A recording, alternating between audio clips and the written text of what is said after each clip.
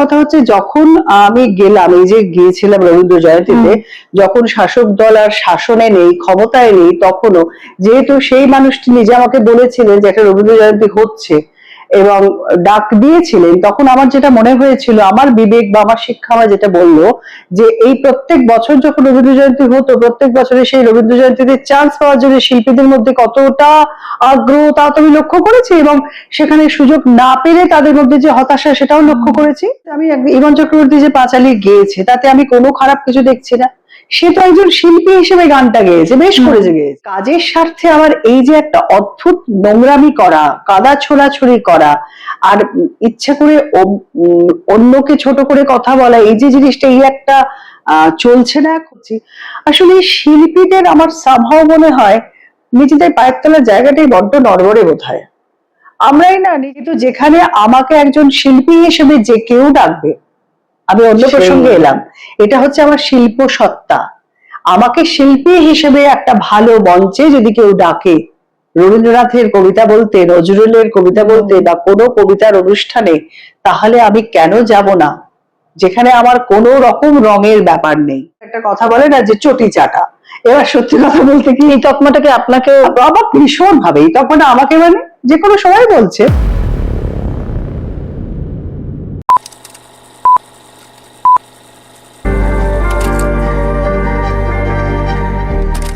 আমার সঙ্গে এই মুহূর্তে যে মানুষটি আছেন তিনি আমার জায়গায় মূলত বসেন অন্যান্য ক্ষেত্রে, কিন্তু আজকে তিনি অন্যদিকে, কারণ দুদিকেই তার বিচরণ সমানভাবে। সুতপাদি এই মুহূর্তে আমাদের সঙ্গে রয়েছেন। সুতপাদিকে বিভিন্ন ভাবে মানুষ বিভিন্ন ভাবে চেনেন আর কি। কেউ চেনেন আমার জায়গায়, যেটা বললাম, তিনি উপস্থাপনা দারুণ ভাবে করেন, আবৃত্তি পাঠ করেন দারুণ ভাবে, এছাড়াও অভিনয় করছেন, একেবারে স্বমহিমায় সব জায়গায় তিনি বিচরণ করছেন। তো সুতপাদি এই মুহূর্তে তোমার বাড়িতেই রয়েছে, দারুণ সুন্দর একটা বাড়িতে, যেখানে আমি আগেও এসেছিলাম, যেটার জন্য মূলত মানে আসা, যে অনেকদিন অভিনয় থেকে দূরে, সেটা বোধহয় স্বেচ্ছায়, ভালো চরিত্রের জন্য, মানে যেটা অভিনয়টা তো অনেক পরে শুরু হয়। আমি যে কটি সিরিয়ালই করেছি, সত্যি কথা বলতে কি, এবং কিভাবে জানি না কি কারণে সবটাই স্নেহাশিস চক্রবর্তীর। অন্যান্য সুযোগও এসেছে মাঝখানে, কিন্তু সেগুলো তখন হয়তো আমি কাজ করছি, একটা কাজ করলে অন্যটা করা একটু ডিফিকাল্ট হয়, আর আমি ওরকম চাইও না, যেটা করছি সেটাই মন দিয়ে করতে চাই। সো আর স্নেহাশিসদা সবসময় এত গুরুত্বপূর্ণ চরিত্র আমায় দিয়েছেন, সেটা তুইও জানিস, মানে সেই বরণ থেকে শুরু হয়েছে, পরপর বরণেই প্রথমেই এমন, এখনো প্রতিটা মানুষ, শুধু কলকাতা শহর বলছে না, শহরের বাইরে গিয়েও আমি দেখেছি, ব্যাঙ্গালোরে গিয়ে দেখেছি, সেখানেও লোকজন নামে ডাকে, মানে পৃথা ব্যানার্জির নামটাও এখনো মনে রেখেছে। তাই এগুলো বিরাট পাওয়া। তারপরে জগদ্ধাত্রীতে যখন করলাম এই শেষে, ওখানেও যে শ্রীমতী সেন ডাক্তারের ক্যারেক্টারটা, ওটাও সবাই ভীষণ। তো নিশ্চয়ই ভালো চরিত্রের জন্য অপেক্ষা করছি, আমি জানি, আর আমি সময় খুব মানি, সেই জন্য সময় যখন আসবে ঠিক মতো পছন্দসই কিছু পাবো, নিশ্চয়ই করবো, খুব ভালোবাসি অভিনয় করতে।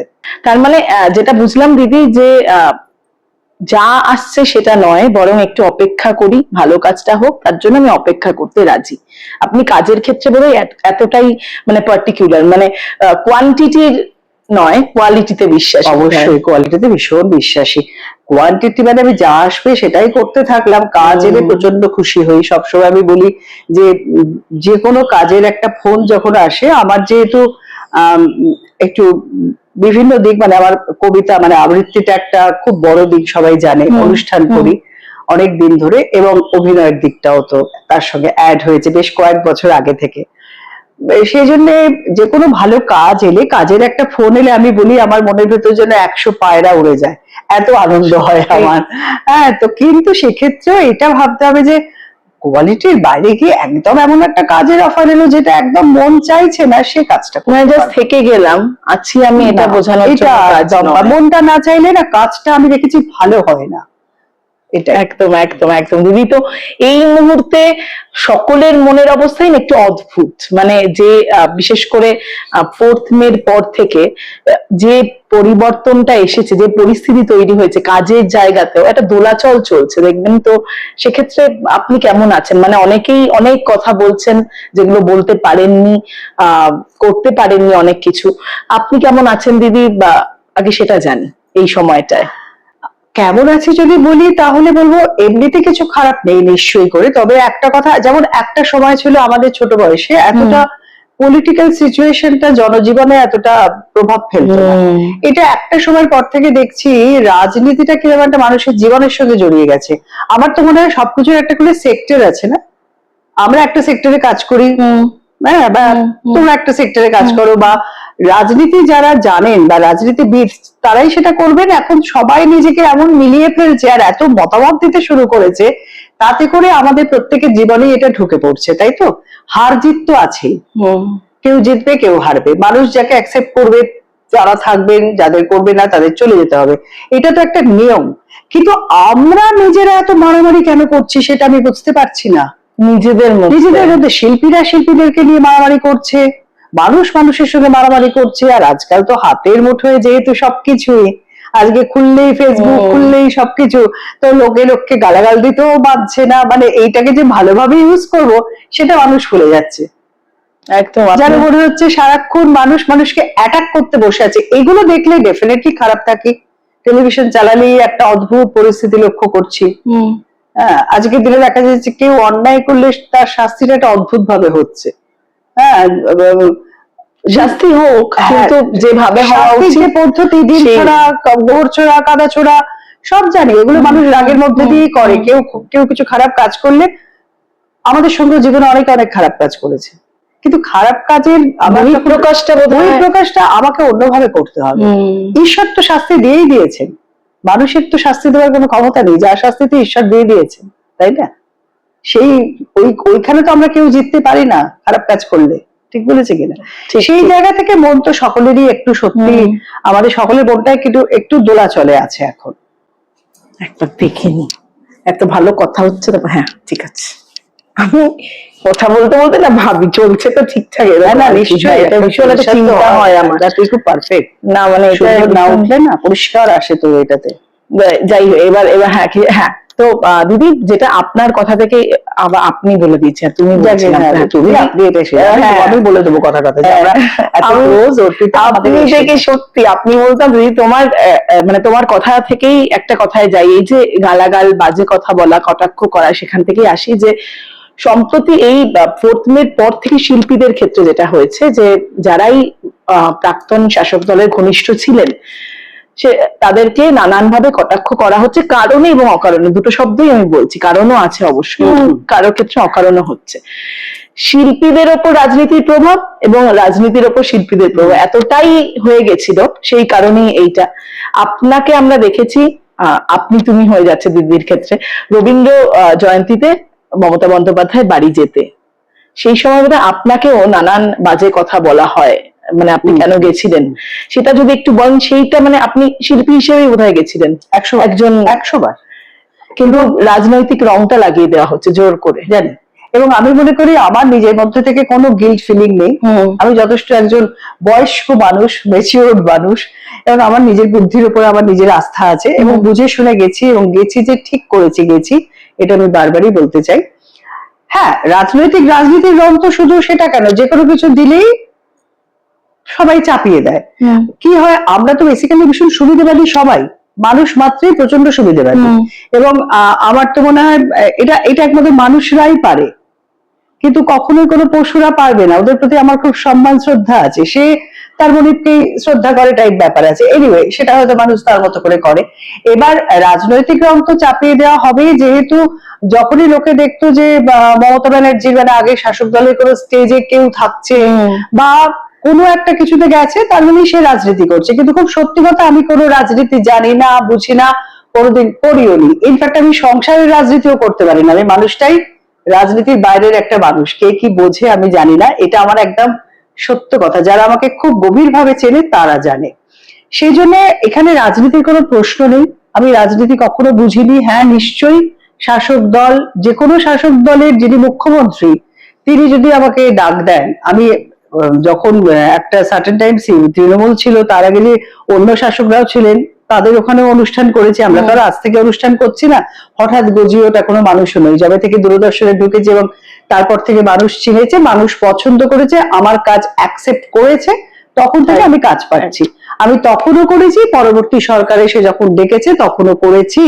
আর এটা খুব, ওই যে লোকে আজকাল একটা কথা বলে না যে চটি চাটা, এবার সত্যি কথা বলতে কি, এই তকমাটাকে আপনাকে আমার ভীষণ ভাবে এই তখন আমাকে মানে যে কোনো সময় বলছে, কিন্তু আমার খুব হাসি পায় যারা এই কথাগুলো বলে, যে এটা করে কি সত্যি সত্যি কিছু পাওয়া যায়? কোনো দিন পাওয়া যায় না, কেউ পায়নি, আমিও পাবো না, বা আমিও পাইনি। এনিওয়ে, এবার কোনো মানুষের কোনো প্রিয় শিল্পী থাকতেই পারে, সবাই যে আমাকে পছন্দ করবে এটা না, আমার জায়গায় অন্য কাউকে পছন্দ করতে পারে। আবার একটা দল থাকতে পারে তারা আমাকে পছন্দ করতে পারে, এটা তো সব শিল্পীদের ক্ষেত্রেই তো থাকবে।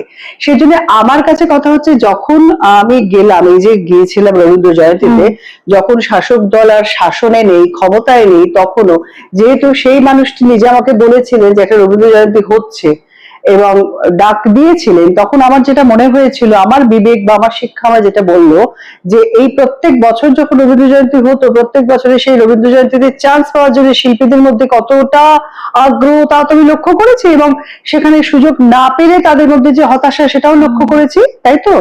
আমার নিজের মধ্যেও সেই ইচ্ছেটা ছিল যাতে পাই। ঠিক আছে, এবার অনেক বছর হয়েছে, যখন তৎকালীন যিনি তথ্য সংস্কৃতি দেখতেন, তিনি অনেক সময় বলেছেন না কবিতা রাখবো না, এমনকি আধুনিক যারা গান করে তাদেরকে রাখা হয়েছে। রবীন্দ্রনাথের অনুষ্ঠানে শুধু রবীন্দ্রসঙ্গীত যারা করে, বা রবীন্দ্রনাথ এত কবিতা লিখে গেছেন, 2,500-এর উপর, সেই কবিতার লোকেদের আবৃত্তিকারদের কয়েকবার প্রথম দিকে পেয়েছিলাম, পরের দিকে রাখাই হতো না। তাহলে আমি কি এইসব নিয়ে কোনো বক্তব্য কখনো রাখতে গেছি? অভিযোগ কোনোদিন রাখতেও যাইনি। সেই আমি যখন শুনলাম এবারে রবীন্দ্র জয়ন্তীতে যে একটা অনুষ্ঠানে একটা রবীন্দ্রনাথের কবিতা বলার জন্য তিনি আমাকে ডাকছেন, একজন মুখ্যমন্ত্রী, সেখানে গিয়ে আমি একটা রবীন্দ্রনাথের কবিতা বলেছি, আমি কোনো অন্যায় করিনি এবং আমি কোনো রাজনীতির কথাও বলিনি। একটা কোনো প্রসঙ্গ, তোমরা তো ছিলে, সবাই তো দেখেছো, কোনো রাজনৈতিক কথা বলার জায়গায় সেখানে আমাদের জন্য অন্তত ছিল না, তাই না? সেটা আমার বিবেক, আমি গেছি, 100 বার যাব। এখনকার শাসক দল যখন অনুষ্ঠান করবেন, তারা যদি আমাকে যোগ্য মনে করেন বা ডাকেন, নিশ্চয়ই আমি যাব, যেতে চাই, এবং আমার কোনো কালার নেই। এটা তো স্বাভাবিক কথা, আমি লোককে বোঝাতেই পারি না, আমরা যারা থেকেছি বিভিন্ন মঞ্চে, এটা তো যদি কোনো শাসক দল বা কোনো মুখ্যমন্ত্রী কোনো আর্টিস্টদের, অনেক আর্টিস্টকে তিনি ডেকেছেন, অনেক আর্টিস্টরা গেছে, যারা এখন বলছে তাদের মধ্যে আরো অনেকেই গেছে এই 15 বছর ধরে বিভিন্ন কাজে, এবং তার মধ্যে কোনো অন্যায় নেই। আমি তো বললাম, আমি আগেও করেছি, মাঝখানেও করেছি, আবারও করবো। পর থেকে বোধহয় ছবিটা বদলে গেছে, সকলের ভাবনা চিন্তা গুলো বদলে গেছে। হ্যাঁ, মানে পর থেকে আপনি, মানে তুমি যখন গেলে তখন কিন্তু কেউ নেই, শূন্য প্রায়। হ্যাঁ, সেই সময় থেকে যাওয়া, এটা খুব ইম্পর্টেন্ট। এটা সত্যি, এই বিশ্বাসযোগ্যতাটা বোধহয় দরকার সকল, মানে এইটুকু বিশ্বাস, এইটুকু জায়গা দরকার। এবং সেই সময় কেউই যাননি, তার আগে তো প্রচুর ভিড়, তুমিও দেখেছো বাবা, তাই তো বলছি, তার আগে ভিড়, তার আগে যারা বাবা, তারা সারাক্ষণ, মানে আমি তো বলছি, আমি রাদার, আমাকে লোকে খুব বেশি পয়েন্ট আউট করে ঠিক, কিন্তু আমি আমার থেকে অনেক অনেক বেশি মাত্রায় তারা গেছে। আমার দিক থেকে যদি, এই যে সবাই এত অভিযোগের কথা বলছে, যখন অভয়া কাণ্ডে আমিও গিয়েছিলাম কোনো একটি, বা আমাদের যারা আমরা বাচিকের সংগঠনের পক্ষ থেকে, ওই বিষয়টাকে তো আমরা কেউই সাপোর্ট করতে পারি না, বিশেষ করে আমরা মেয়েরা তো ভাবতেই পারি না, সমাজের কেউই ভাবতে পারে না যে এরকম ঘটনা কোনো সময় ঘটুক। সেখানে আমি সমস্ত রাজনীতিকে ছড়িয়ে রাখছি, রাজনীতি কেন, মানুষ হিসেবে, যে আমাদের সমাজে এরকম ভয়ঙ্কর ঘটনা কেন ঘটবে, তাই সেটার কথা বলতে যদি আমি ডাক পাই, নিশ্চয়ই আমি যাবো। সেখানে কোনো পলিটিক্যাল কথার ব্যাপার নেই। আর যেই মুহূর্তে কেউ একজন পলিটিক্যাল কথা তুলেছিল, তখনই আমি ওখান থেকে চলে এসেছিলাম। আমি বলেছিলাম আমি কোনো পলিটিক্স করতে এখানে আসিনি, এখানে আমি ইস্যুটার জন্য এসেছি, যে আমাদের সমাজে যেন এরকম ঘটনা না ঘটে, আমাদের সমাজটা সুন্দর হোক, এটা আমরা সবাই চাইবো।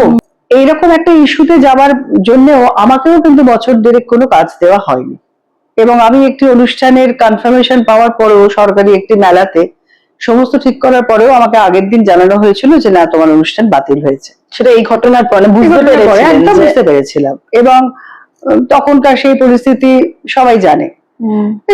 এইগুলো তো ফ্যাক্ট, এগুলো তো ঘটেছে। এবার এটা যে ঘটেছে, এবং আমাকে কোনো একটি সরকারি মঞ্চে আমি উঠতে যাব, সমস্ত শিল্পীরা আমরা ছিলাম, গানের, কবিতার, অভিনয়ের, সবাই 21শে ফেব্রুয়ারির মঞ্চে মুখ্যমন্ত্রী সবাইকে ডাকতেন, সব শিল্পীরা উঠে যাচ্ছে, আমি এগোতে যাব, আমাকে বাধা দেওয়া হলো, আপনি যাবেন না। আমার অত্যন্ত অপমান লেগেছিল, চোখে জল এসে গেছিল, স্বাভাবিক, যে আমি তো ভাবতেই পারিনি এরকম হতে পারে। অনেকে লক্ষ্য করেছিলেন বিষয়টা, পরে আমি জেনেছিলাম, যে আমি জানতে চেয়েছিলাম তাতে আমি জেনেছিলাম আমার হাজবেন্ড যেহেতু ও লেখে আর কি ওর মতো করে, ফেসবুকে তো সবাই সবকিছু লেখে, এবং যদি কেউ তার মতো করে লেখে মানে সে কি সাপোর্ট করছে বা তার বক্তব্য কি হবে, তার দায় তো আমার নয়। আচ্ছা, আমার একার দায়টাই শুধু আমার। ইভেন কোন সন্তানও যখন বড় হয়ে যায়, মেচিউর হয়ে যায়, তার দায়িত্ব বাবা মায়ের থাকে না। সেই কারণে নাকি আমাকে মঞ্চে উঠতে দেওয়া হচ্ছে না। সে নাকি কিছু লিখেছে যেটা এরা মনে করেছেন যে সরকারের এগেনস্টে বলা হলো। এইসব জিনিস তো আমিও ফেস করেছি, কিন্তু আমার এরকম পেডিগ্রি নয় যে আমি এটাকে নিয়ে একটা ইস্যু করে আজকে কথা বলতে এসেছো, তুমি বিভিন্ন বিষয় নিয়ে কথা বলছো, ন্যাচারালি তখন মনে হলো ঠিক আছে এগুলো তো কথার মধ্যে শেয়ার করবোই। কিন্তু এই সবগুলো ঘটেছে, আমার সঙ্গেও ঘটেছে। সবাই যে শুধু ভাবে আমরা শুধু প্রচুর পেয়ে গেছি, আরে হ্যাঁ নিশ্চয়ই পেয়েছি, পাওয়াটাও আমি একবারও অস্বীকার করছি না। আমরা অনুষ্ঠানে ডাক পেয়েছি, কি পেয়েছি? অনুষ্ঠানে ডাক পেয়েছি, একটা জিনিসই পেয়েছি। দিদি এখান থেকে একটা কথা যাবো যে এই যে সরকারি কোনো কাজ করা মানে সে মানে শাসক দলকে সাপোর্ট করা এবং শাসক দলের ঘনিষ্ঠ হওয়া, এই তো একটা ছবি মানুষের কাছে তৈরি হয়েছে। এবং যেটা বলছেন শিল্পীদের ঘনিষ্ঠতা এতটাই বেড়েছিল রাজনৈতিক দলের সঙ্গে, সেই কারণেই তৈরি হয়েছে। এবং যারাই শাসক দলের কোনো কাজ করেছেন, আমি যদি ইমন চক্রবর্তীর নাম করি, পাঁচালী গানটি, বা আগামীতেও যদি করেন, সেক্ষেত্রে তাদেরকে কটাক্ষ শুনতে হয়। এটা আপনি কিভাবে দেখেন? মানে আমার তো এটাতে আমি ইমন চক্রবর্তী যে পাঁচালী গেয়েছে তাতে আমি কোনো খারাপ কিছু দেখছি না। সে তো একজন শিল্পী হিসেবে গানটা গেয়েছে, বেশ করেছে গেয়েছে। আর যদি আমাকে বলা হতো যে আজকে একটা তোমাকে এরম লিখে দিচ্ছি, তুমি কি করবে? তোমার কাজ হচ্ছে শুধু বিষয়টাকে বলা। আমি as an artist, as an আবৃত্তিকার আমি জিনিসটাকে মানে লোকের কাছে নিয়ে যাবো। এবং আমরা তো সবসময় বলি যে কবিরা লিখে দেন, আবৃত্তিকারের কাজ কি কাজ? সেটাকে প্রাণ দিয়ে মানুষের কাছে বলা, যাতে করে সেটা মানুষ গ্রহণ করে, তাই না? এই যে আমার একটা কবিতা প্রচন্ড ভাইরাল, দাদাগিরিতে বলেছিলাম বাংলাটা ঠিক আসে না, ভবানী প্রসাদ মজুমদার কত আগে লিখেছে, কেউ জানতোই না বিষয়টা। এটা আমি বলার পরে ভাইরাল হয়েছে, লোকে জেনেছে। তো সেই জন্য ইমন চক্রবর্তী হোক বা আমি হই, যে কোনো শিল্পী হোক, যদি কোনো লেখা পায় সে বলেছে, তার জন্য তার তো সরকারকে বিরাট ভালোবেসেছে এরকম কোনো কথা না, সেটা তার ব্যক্তিগত ব্যাপার। এটার জন্য তাকে কটাক্ষ করার কি আছে? আজকে এই সরকারের কোনো কিছু জিনিস যদি আমাদেরকে বলতে বলা হয়, তারা যখন বলবেন আমরা নিশ্চয়ই যাব, আমরা আগ্রহ সহকারে যাব, ভালো করে কাজ করব সবাই, সব শিল্পীরা, আমি আমার একার কথা বলছি না, সবাই। না, তবে এই দোষটা কি খানিকটা শিল্পীদের বলেও মনে হয়? তার কারণ কিছু শিল্পী তো সুবিধা নিয়েছেন, এটা অস্বীকার করা যায় না। 100 বার শুধুই কাজের সম্পর্ক সেটুকু তো আবদ্ধ থাকেনি পুরো বিষয়টা। সেই কারণেই কি সব পুরো যারাই শিল্পী আছেন তাদেরকেই একভাবে দেখা হচ্ছে? আসলে এটাই প্রবলেম। এটা দারুণ প্রশ্নটা লাগলো আমার, খুবই ভালো এই প্রশ্নটা অর্পিতা।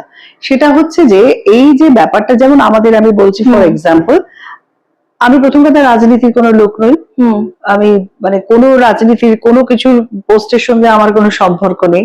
শুধু ডাক পেয়ে অনুষ্ঠান মঞ্চগুলোতে তো অনুষ্ঠান করতে গেছি, এছাড়াও যখন বিভিন্ন মঞ্চে বলা হয়েছে ডাক পেয়েছি, অনেকেই যাচ্ছে, তুমি ওয়ান অফ দেম, এসো, নিশ্চয়ই গেছি, অনুষ্ঠান মঞ্চে দাঁড়িয়েছি, চলে এসেছি। তার বাইরে তো কিছু দেখতে পাইনি।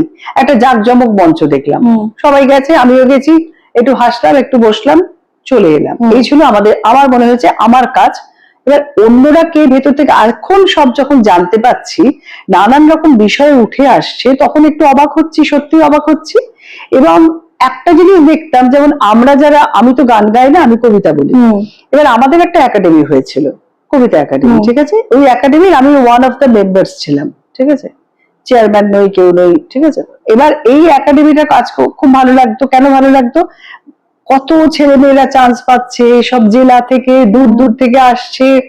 এটা তো আমি চাই, আমি মন থেকে চাই যে সবাই কাজ পাক, যারা ভালো কাজ করতে চায়। এমন গ্রামে গঞ্জে অনেকে আছে যারা কোনো সুযোগই পায় না, তারা কাজ পাক। তো সেটা হঠাৎ করেই আমরা দেখলাম বন্ধ হয়ে গেল, সরকার থাকতে থাকতে গত 2 বছর আগে থেকে বন্ধ হয়ে গেল। এবং তার জন্য অনেক কিছু কথা উঠে এলো, দেখলাম এই যে বিভিন্ন রকমের দুর্নীতির কথা এলো। এবার আমি যদি বলি মানুষের বিশ্বাস না বিশ্বাস তাদের উপরে, কিন্তু আমি একেবারেই সত্যি কথা বলছি, আমরা আমাদের মিটিং এ কিন্তু কিচ্ছু জানতে পারিনি, এসব কোনোদিন দেখিনি এরকম ধরনের কোনো কথাবার্তা। শুধু অনুষ্ঠানের মিটিং হতো, আমরা যেতাম, খুব নমিনাল টাকা, টাকা তো কিছু সেখানে আমি মানে মুখে উচ্চারণ করলে লোকে হাসবেন, যে সেখানে যে টাকা পাওয়া হতো, মানে সেটা কোনো অ্যামাউন্টই আমি বলবো না সেই অর্থে, কিন্তু আমরা সেটা একটা ভালোবেসে করতাম। কারণ কি? সব কাজেই যে অনেক টাকা আসবে তা তো না, ওটা ছিল কোয়ালিটি কাজ, কিন্তু এত মানুষকে একসঙ্গে এক ছাদের তলায় এনে একটা উৎসব হচ্ছে, কবিতা কেন্দ্রিক উৎসব, শুধু 3 দিন ধরে চতুর্দিকে মানে পুরো চত্বরটা জুড়ে শুধু আবৃত্তি আর কবিতার লোকেরা, ভালো লাগবে কিনা? তো এটাও তো বন্ধ হয়েছিল। কিন্তু আমার না কিছু মনে হয়, অর্পিতা একটা কথা বলতে বাধ্য হচ্ছি, আসলে এই শিল্পীদের আমার সামহাও মনে হয় নিজেদের পায়ের তলার জায়গাটাই বড্ড নড়বড়ে বোধ হয়। আমরাই না নিজেরা, আর হয় কি আমরা যে একটু কথা বলতে পারে সেইভাবে এখন আবৃত্তি করতে পারি, যে একটু সুর জানে হয়তো মনে করছে আমি সুর জানি, আমি যেমন অত্যন্ত বেসুরো, আমি ভাবতেই পারি না যে আমি গান করব, কিন্তু আমার বাবা চাইতেন, কিন্তু সবটাই তো সবার চাইলেই হয় না। তো সেই জায়গা থেকে আমার মনে হয় আমরা সংঘর্ষিত অনেক সময় হয়ে যাই। আমি ভাবছি আমি বিরাট শিল্পী, সে ভাবছে বিরাট শিল্পী, যে আমি নিজে সবসময় বলি যে কেউ যখন এসে বলে দিদি এই কবিতাটা না দারুণ লাগলো, আজও এই মুহূর্তেও আমার কি যে আনন্দ হবে, বলতে পেরেছি তাহলে 50 বার জিজ্ঞেস করি, একটা অনুষ্ঠান হয়ে গেলে ভাবি প্রত্যেকটি অনুষ্ঠানের পরে না মন খারাপ হয়, বলতে পারলাম তো। আমার যারা সিনিয়র যারা এরা, তাদের সব সময় সম্মান করি, তাদেরটা শুনি, হ্যাঁ, প্রতিটা মুহূর্তে শেখার চেষ্টা করছি আমরা। কিন্তু এখন না দেখেছি শিল্পীদের একটা কি অদ্ভুত অবস্থা, শিল্পীরাই শিল্পীদের অ্যাটাক করছে। একজন লিখছেন, নাম দিয়ে দিয়ে ছবি দিয়ে দিয়ে সবার নাম দিচ্ছেন, তারা কে কি পেয়েছে আমি জানি না, তাদের হতে পারে মেবি ব্যাংক অ্যাকাউন্ট চেক করো, কি জানি তাদের ব্যাংক অ্যাকাউন্টে কত লক্ষ টাকা ঢুকে গেছে ভগবান জানে। এবার এগুলো তো সত্যি বলছি, এগুলো নিয়ে আবার খুব মানে আমি কনফিডেন্টলি বেশি কিছু বলতে পারছি না, কারণ তাদের সঙ্গে আমার তো এই টাকা পয়সা ব্যাংক অ্যাকাউন্ট বা এসব যোগাযোগই ছিল না। কোনো অনুষ্ঠানে গিয়ে সবার সঙ্গে যখন দেখা হতো একটা মিলন মেলার মতো, সবাই সবাইকে কিরে কেমন আছিস, ভালো আছি, সৌজন্যতা, কতদিন বাদে তোর সাথে দেখা হলো, এই সেই, এই যে আনন্দ সৌজন্যবোধ এইটুকুই হতো, বাকি তো জানি না অর্পিতা। এগুলো এখন দেখছি এবং প্রত্যেকে একজন লিখছে, তুমি জানাও, তুমি যদি আমার সম্বন্ধে যখন লিখছো তার সত্যতা এ করে তুমি জানাও, না হলে আমি দেখে নেবো তোমাকে, সে লিখছে আমি তোমাকে দেখে নেবো। এই যে প্রত্যেককে এত অ্যাটাক করছে শিল্পীরা, এটা থেকে খুব ভালো কিছু হবে বলে তারা মনে করছেন, আমি জানি না। এই শিল্পীদের এই মানে জায়গাটায় খুব কষ্ট হয় দেখলে দিদি, মানে একজন শিল্পী হিসেবে। হ্যাঁ, খুব অসহায় লাগে। আমার মনে হয় যে আমার সামাও মনে হয়, আমি কাউকে ছোট করছি না, নিশ্চয়ই সবাই খুব গুণী শিল্পী, সবাই খুব গুণী শিল্পী, কিন্তু স্টিল আমার যেটা মনে হয় কাজ পেতে প্রচন্ড, যে বললাম কাজের একটা ফোনে কত আনন্দ হয়, কাজ পেতে আমরা সবাই চাই, কাজ পেতে ভালোবাসি।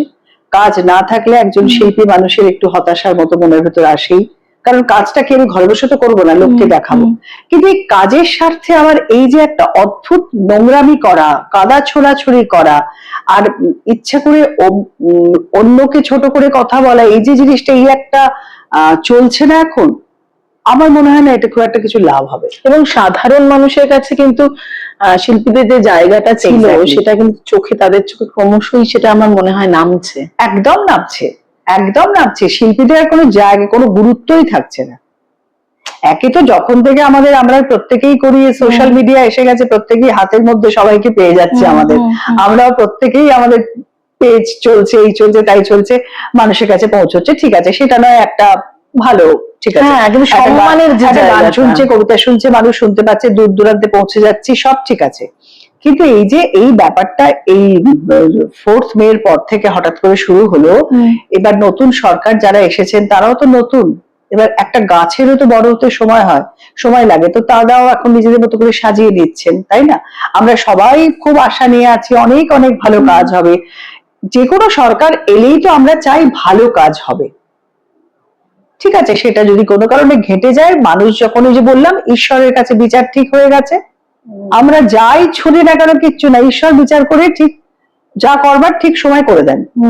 এবার আমাদের উচিত কিন্তু কোঅপারেট করা সবার, ভালো হয়ে থেকে, যে আমরা আশা করব ভবিষ্যতে ভালো কাজ হবে। আমরা যারা রাজনীতির লোক নই, তাই না, আমাদের সাপোর্ট করার কি ব্যাপার? লোকে বলে তুমি সাপোর্ট করা মানে, সাপোর্ট তো সবাইকেই করব, আমার কাজ পাবো, আমি মঞ্চে যাব, তাদের সঙ্গে থাকবো, এটাকে তুমি সাপোর্ট ভাবলে ডেফিনেটলি সাপোর্ট। আর বিরুদ্ধ কথা কেন বলতে যাবো? আমি যদি খুব বুঝি, হ্যাঁ, আমার নিজের যেগুলো বললাম, যে আমাকে যদি কেউ আঘাত করে কিছু বলে, অন্যায় কিছু আমার উপরে করে, তখন আমি তার প্রতিবাদ করব।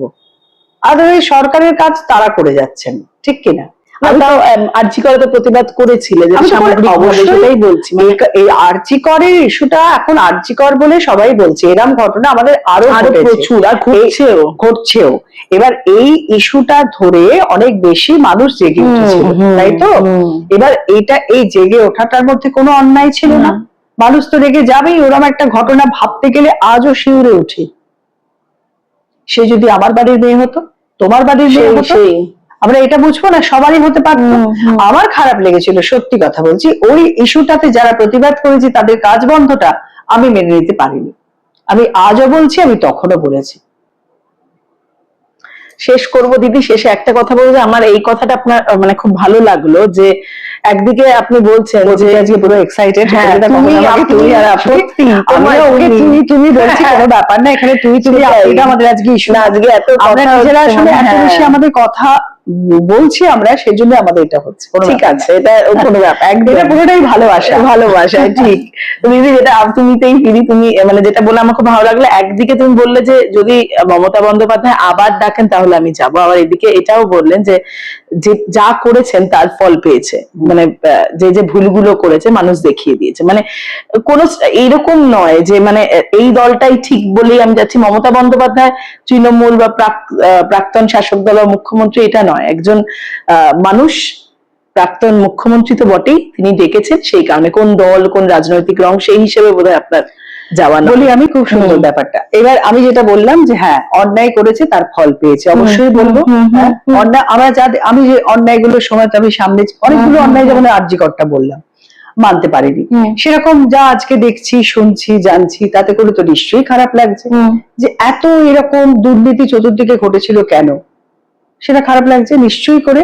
কিন্তু আমি এটাও বললাম, শুধু মমতা ব্যানার্জি বলে এখানে উল্লেখ করছি না, আমি বলছি যে কোনো শাসক বা মুখ্যমন্ত্রী, বিশেষ করে মুখ্যমন্ত্রী, তাকে আমি সম্মান করব নিশ্চয়ই, এবং তার থেকে আমরা সবাই তাকিয়ে থাকবো যে তিনি আমাদের ভালো কাজ করবেন, এবং তাকে আমরা সবাই মানুষ হিসেবে, নাগরিক হিসেবে কোঅপারেট করব। দলের বিচার করার আমি তো কেউ নেই, কারণ আমি দলের কোনো কাজ করছি না, কিন্তু তিনি যদি কোনো সমাজের ক্ষতি করেন, তখন আমিও একজন নাগরিক হিসেবে সেটা কখনো মানবো না। আমাকে তো সেটা জানতে হবে ক্ষতিটা হলো কিনা, তাই না? ক্ষতিটা যখন আমি ডিরেক্টলি বুঝতে পারবো, সব ক্ষতির জায়গায় তো আমি উপস্থিত থাকতে পারি না, বা সব ক্ষতিগুলো তো আমি বা তুমি গিয়ে দেখতে পাইনি। আজকে আমরা হয়তো মিডিয়ার মাধ্যমে বা খবরের মাধ্যমে জানতে পারছি, জানতে পেরে কি আমরা সেগুলোকে সাপোর্ট করছি? মোটেই করছি না।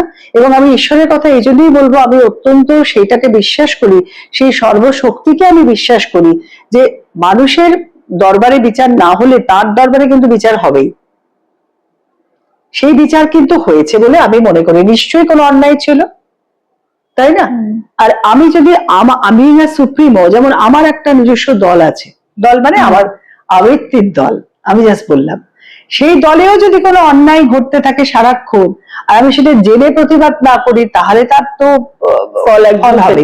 কিন্তু যেখানে আমাকে একজন শিল্পী হিসেবে যে কেউ ডাকবে, আমি অন্য প্রসঙ্গে এলাম, এটা হচ্ছে আমার শিল্প সত্তা, আমাকে শিল্পী হিসেবে একটা ভালো মঞ্চে যদি কেউ ডাকে, রবীন্দ্রনাথের কবিতা বলতে, নজরুলের কবিতা বলতে, বা কোনো কবিতার অনুষ্ঠানে, তাহলে আমি কেন যাব না?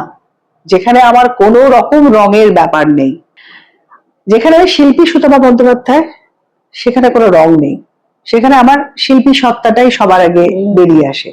সেজন্য আমি এই কথাই বলছি অর্পিতা, ক্ষোভ, বিক্ষোভ, খারাপ লাগা, নিশ্চয়ই সমাজে কিছু খারাপ হলে মানুষ হিসেবে আমার ভালো লাগবে না, এটা তো ঠিক কথা। আমার ক্ষমতা নেই সবটা ঠিক করার মতো, কারণ আমাকে সেই পাওয়ার দেওয়া হয়নি।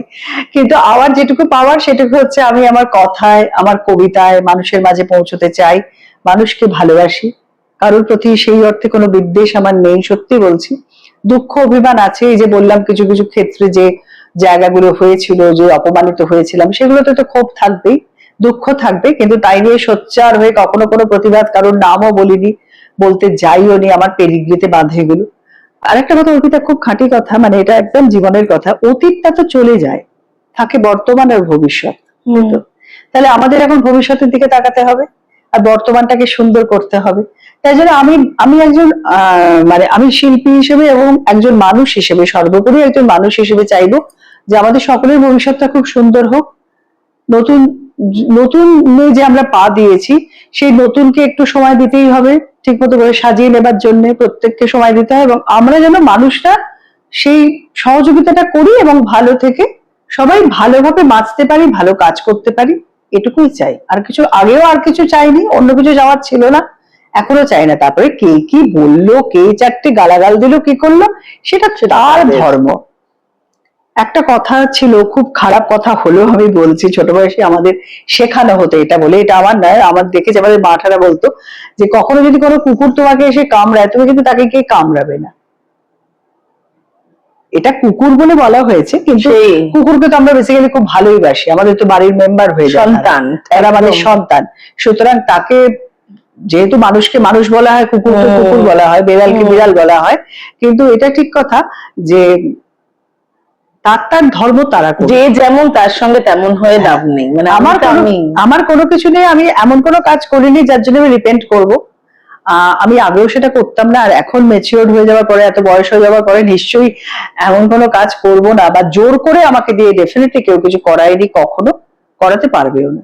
যেটা ভালো বুঝি সেটাই করি, আর আমি আমার কাজটুকু নিয়েই বেঁচে থাকতে চাই, কোনো দলবাজি নয়। তাই বেঁচে থাকতে চেয়েছিলেন আগেও চেয়েছি, কোনো দলবাজি করিনি। সবাই জানে যারা আমার সঙ্গে কাজ করেছে তারা প্রত্যেকে আমাকে সেই ভালোটাই বাসে, আর কারোর সঙ্গে কোনো ঝগড়াও রাখতে চাই না। সবাই ভালো থাকুক।